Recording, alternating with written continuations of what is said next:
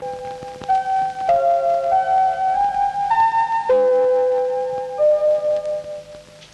so that is what I wanted to tell you on the results of our research work. Thank you. Now we finish our telecast. Allow me, on behalf of the audience, to thank you, Mr. Parker, and you, Miss Smith, for a most interesting talk on your research work and about the conference. Thank you very much. Thank you. Thank you. This is the end of our program. Goodbye, everybody.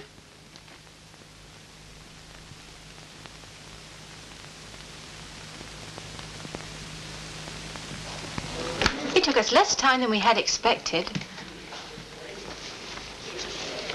We have more than 2 hours left. What about taking a walk along the Neva? Or visiting some other places? What do you say, Professor? I see, Anne. You want to make the most of these 2 hours to get a better knowledge of this country. Of course I do. We've been to Moscow. We've seen Leningrad. But I wish we had learnt more about the country in general. Oh, yes. I wish we had. Is there anything wrong? What is it? Can I help you? Oh, Mr. Kotov, you're very kind. But it would take a magician to help us. You know, Mr. Kotov, what the work of a biochemist means? His life is limited to his laboratory. And one is longing to see the world. But most of all, we wanted to see this country. Oh, yes. We wanted to see Soviet Russia. We wanted to see it with our own eyes. We are so fortunate that we've been able to visit the Soviet Union. We've been here for 10 days, and all this time, we haven't had a moment to spare. We had a day in Moscow. We spent 3 hours sightseeing in a coach about your capital. Then we came to Leningrad. There's been the conference. We've been meeting our colleagues. We are leaving now, and we still know so little about Soviet people. And we know about your country as little as we did 10 days ago. Now, Professor Parker and myself have been discussing what we are to do during the 2 hours left before our departure. This is just where we need a magician. My dear friends, you must have forgotten that you're at the television studio now.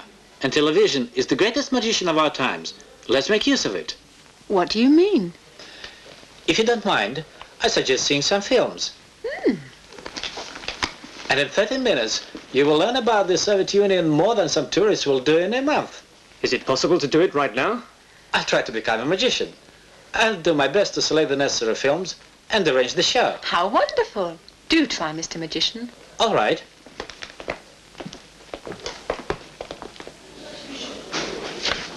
Oh, this is the Admiralty. I recognized it at once. As far as I know, the spire of the tower and the ship on it have become the emblem of this city. Oh, the monument to Peter the Great. He is the founder of the city. Oh, that's a very beautiful place, the embankment. I've taken several snapshots of it.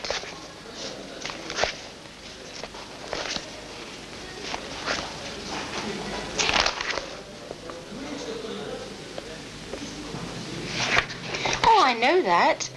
That's a monument to Lenin. And what building is that? I don't know. We haven't been there. What a great piece of luck. We may go to the theater. They'll show us some films there. Mr. Kotov, is this another Russian miracle? Yes, it is. Mr. Kotov, what building is this? Oh, this is Smolny. In the days of the Great October Socialist Revolution of 1917, this was the headquarters of the uprising. From Smolny, Lenin directed the armed uprising of workers, peasants, soldiers, and sailors. It was here in Smolny that Soviet power was proclaimed. But if you don't mind, I'll go on with my story in the theater. Oh, of course. Let's hurry. This way, please.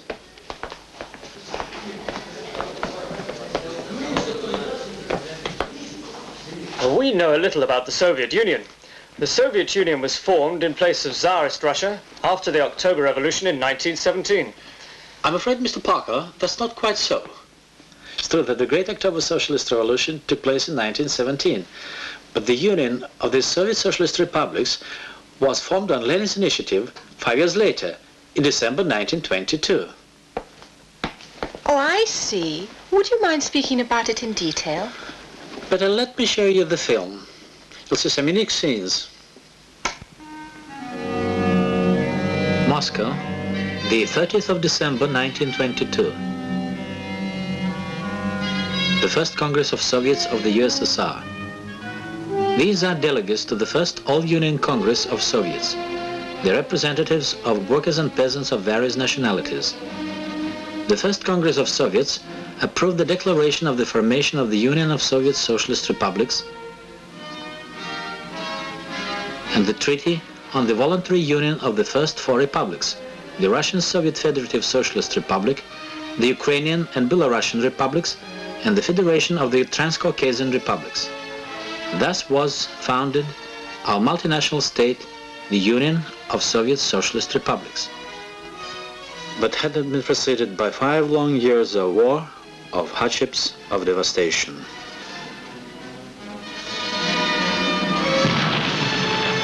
On the 25th of October 1917, Lenin announced the victory of the Socialist Revolution.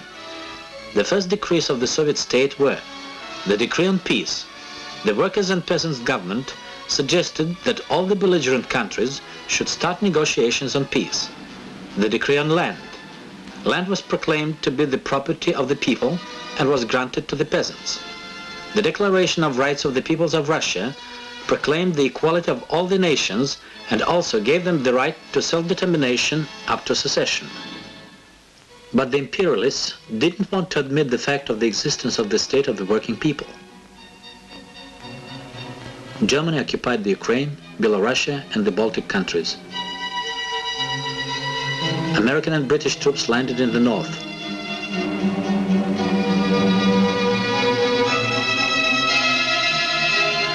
The French in the south. The Japanese invaded the Far East.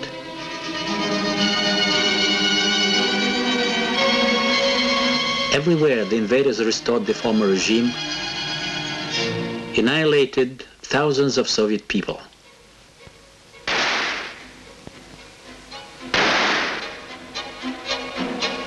Supported by the invaders, the interior counter-revolution rose in the country. Krasnov and Mamontov on the Don, Kornilov and Denikin in the North Caucasus, Kolchak in Siberia. They all were very well armed.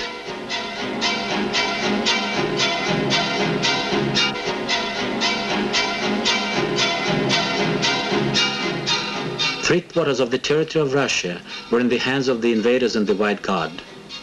The Soviet Republic was encircled and cut off from its raw material and food resources.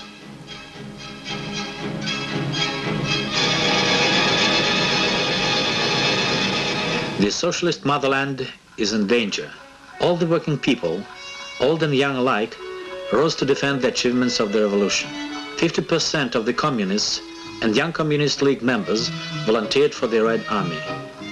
Lenin's appeal, "Everything for the front," was made the main motto of the Republic.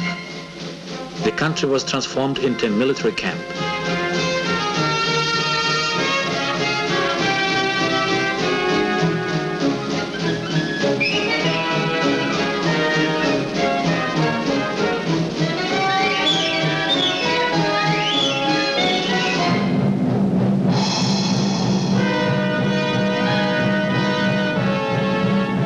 The Red Army, tempered on the battlefields of the revolution, defeated the invaders in the counter-revolution at all fronts, and the victory was won.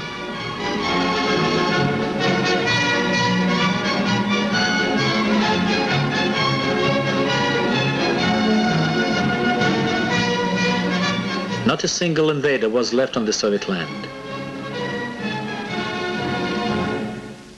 But there remained extreme devastation and poverty in the country. There were scores of thousands of orphans and homeless children. It was impossible to overcome the devastation, to create a modern economy, to overcome the ancient backwardness of the remotest parts of Tsarist Russia,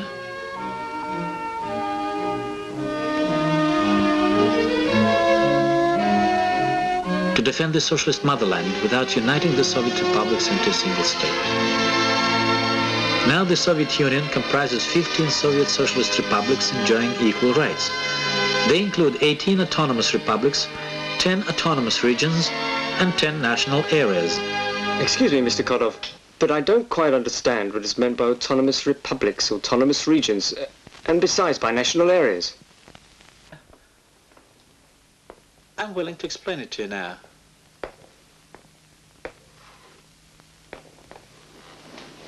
Our Constitution ensures equal rights to all nationalities, to all national minorities.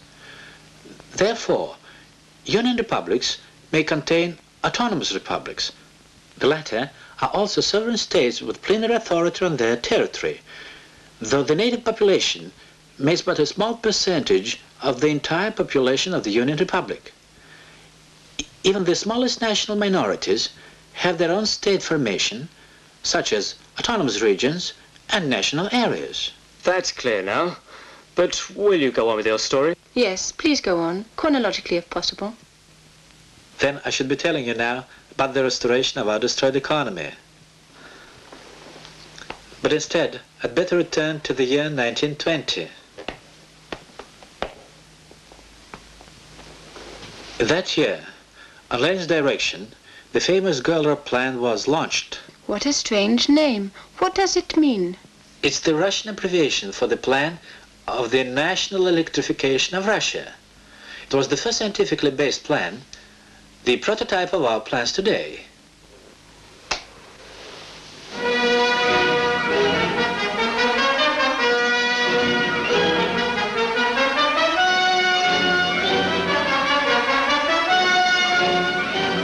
The genius of Lenin has also manifested itself in the fact that Lenin was the first to comprehend the full significance of power supply problems.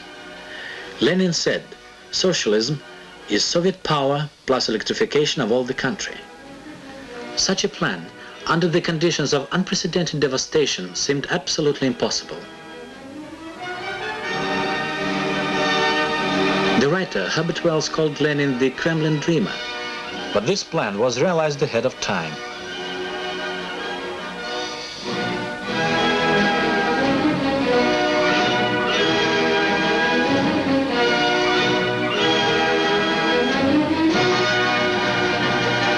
The realization of the first five-year plans began, which laid the basis for heavy industry, without which we couldn't have retained our independence.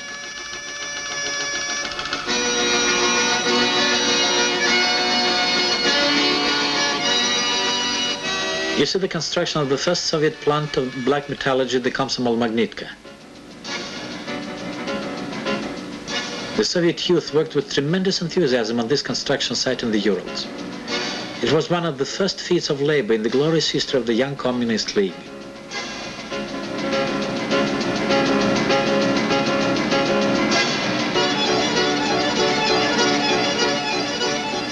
The biggest hydropower station in Europe, Dnieprogas, was built on the Dnieper.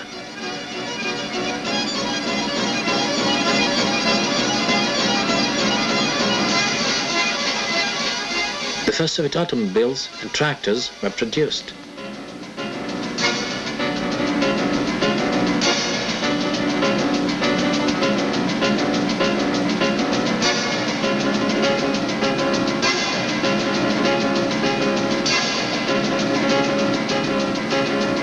The giant tractor producing plant was built in Stalingrad. The new railway connecting Turkestan and Siberia, Turksib, was built. People, for the first time in history freed from exploitation, worked with enthusiasm. The plans were realized ahead of time with unprecedented rapidity. The best workers were called the Stakhanovites, after the famous miner Alexei Stakhanov.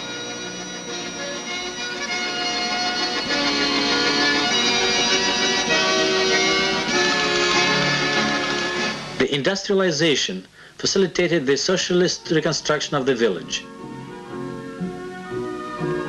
The peasantry were united into rural economic cooperatives called collective farms.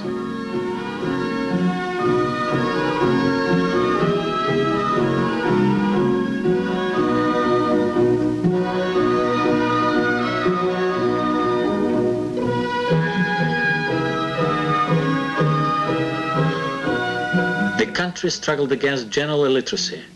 Everyone went to learn, and by the year 1939, illiteracy had been practically eliminated. What do you mean by total illiteracy? It means that virtually 3/4 of the population of Tsarist Russia could neither read nor write. And among the working people, this proportion was still higher. In the course of 20 years, we've eliminated illiteracy. It's a tremendous achievement. Oh yes, your people have overcome many difficulties. That's right. But the most terrible ordeal awaited us yet. You mean the war? Yes, the Great Patriotic War.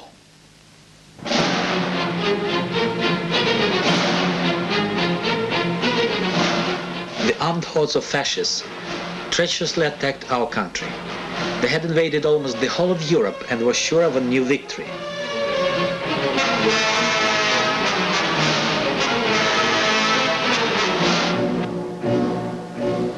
The Soviet people rose to defend our motherland.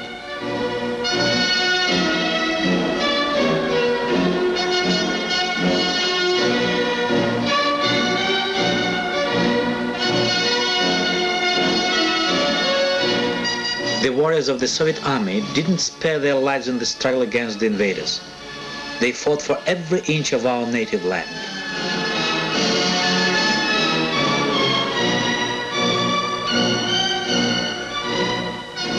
On the territories occupied by the enemy, the partisan movement was very strong. Death awaited the occupants everywhere. The victory was fought for not only at the fronts, but also at the plants, at the factories, and on the fields of the collective farms.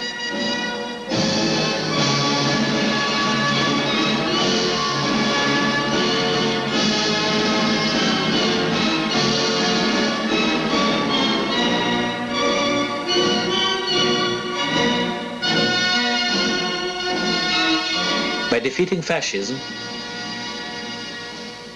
the Soviet army liberated almost the whole of Europe that had been occupied by the fascists.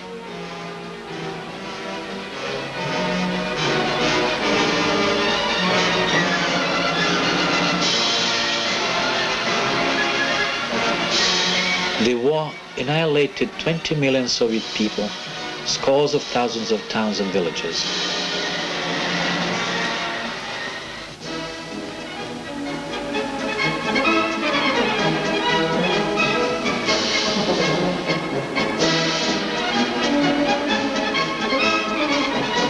The victory was gained by all nationalities of the Soviet Union.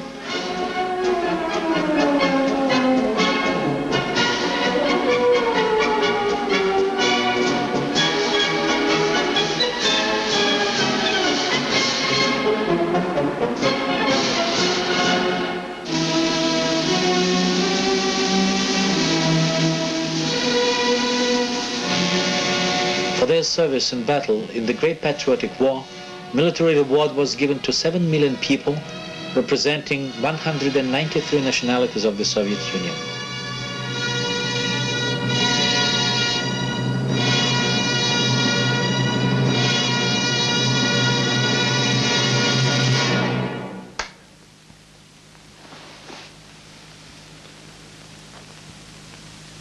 The Soviet Union has saved the whole world from fascism. I want to say that we remember it. Oh yes, we do, Mr. Kotov. Believe us, we really do. This is what I'd like to say. The whole world knows what a mighty power your country has become, with a highly developed industry. And your space achievements, they are just striking. Supernatural forces must have helped you. I'm joking, of course. But how can one otherwise explain such unprecedented progress? No, Mr. Parker, no miracles whatsoever. What helped us to solve the most complicated problems is the moral and political unity of our people headed by the Communist Party. It's also the advantages of the socialist system of economy and selfless labor of the Soviet people. Our progress is the result of the joint effort of all fraternal republics. Watch these pictures, please. Powerful lorries that are run in Kazakhstan and in Siberia are made by workers of Belarusia.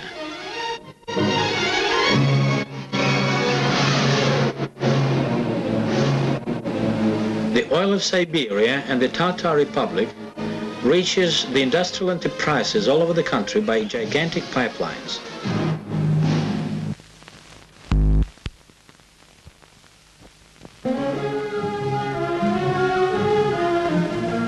gotten from the republics of Middle Asia, provides the textile industry of the Baltic countries and of Russia with raw materials, while the finished products are also distributed all over the country. TV sets and radio sets from Latvia are an integral part of the present-day mode of life in Kazakhstan and Kyrgyzia.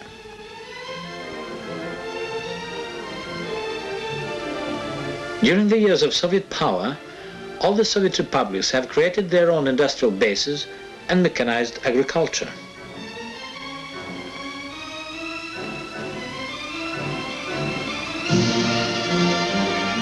And now, you'll see an old Uzbek custom. Oh, that's very interesting. Some festival? A ritual dance? No, there'll be no ritual dances here, but it's a fine custom. The Uzbek for this custom is Hoshar. If anyone wants a house, then Hoshar is announced, and the folks of the village are building the house all together, just like one family. Our fraternal republics also make one family. The entire country gave help to Tashkent, ruined by the earthquake, and it has become much more beautiful.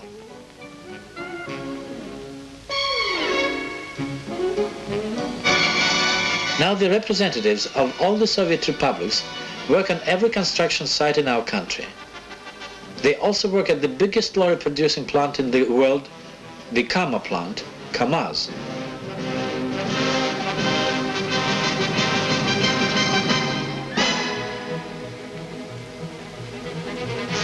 They also work on the Baikal-Amur main line,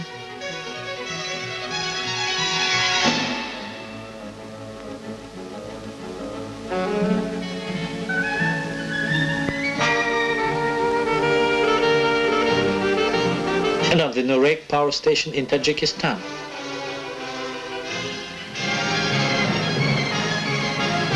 That is the all-union Hoshar of the fraternal Soviet republics.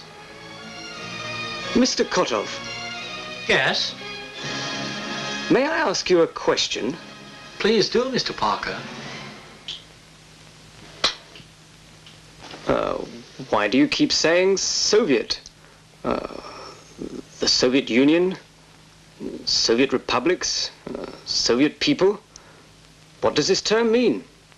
You know, Mr. Parker, we're often asked this question by our foreign guests, and the film that I'd like you to see now will help to answer this question.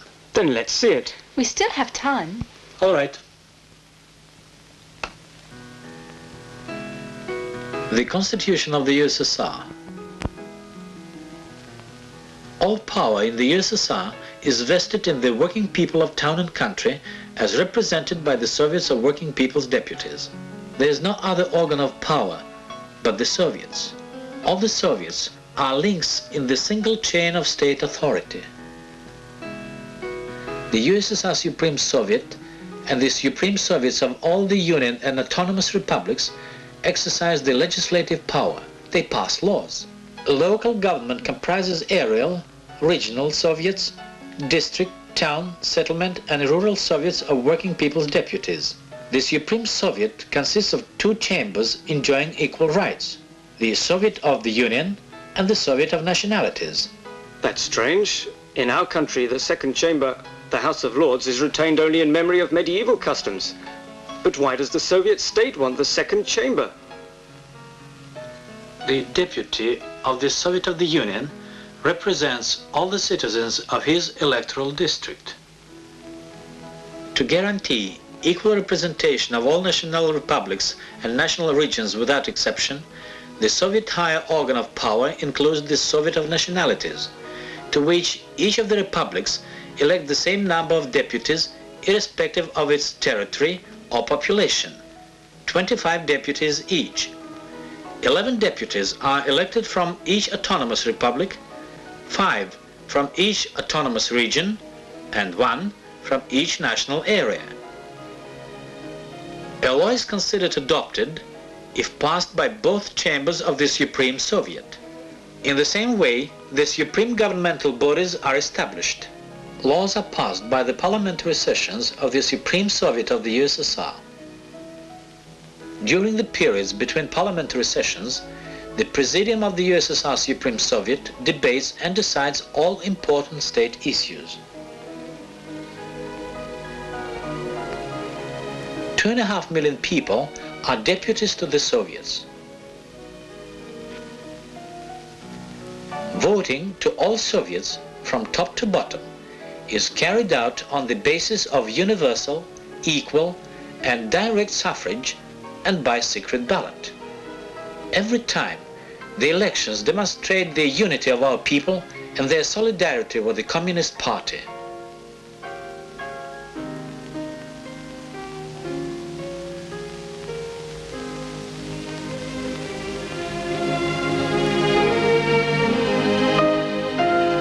Well, Mr. Parker, that's the answer to a question. Thank you.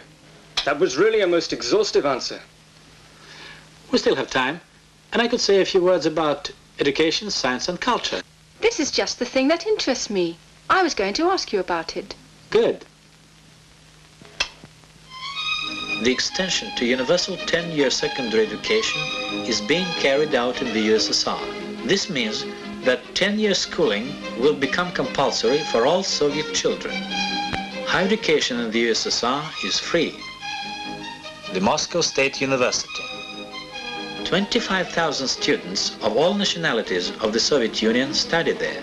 Students receive grants. I wonder what the total number of students in the USSR is.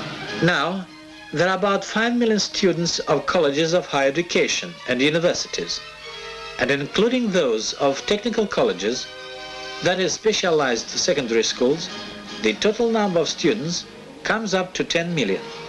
For those who choose arts as their profession, there are various studios, art schools, and special institutes in every national republic. Carefully preserved national art enriches modern socialist culture.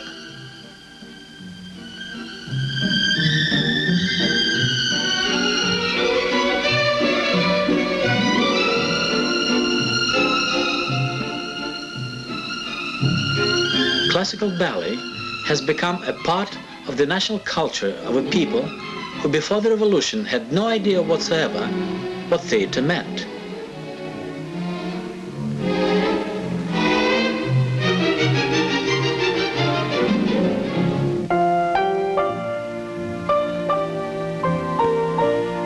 Soviet science unites the scholars of all republics. Apart from the Academy of Sciences of the USSR, there is a Republican Academy of Sciences in every republic. For the first time in history, the progress of science has become a matter of national importance. The celebration of the 250th anniversary of the Academy of Sciences has become a magnificent display of outstanding scientific achievements.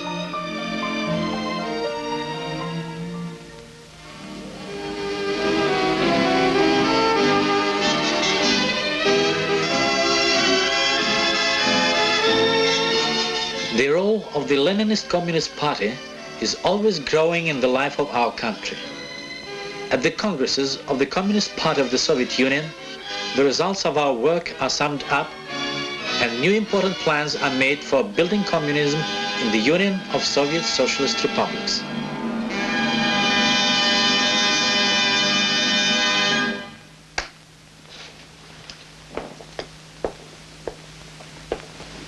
Mr. Kotov, words fail us to express our gratitude for this most wonderful trip. Thank you so much. We've learnt a lot about your country. I'd like so much to see Central Asia, the Transcaucasian republics. How about you, Anne? I'm all for it. Count me in. You're most welcome.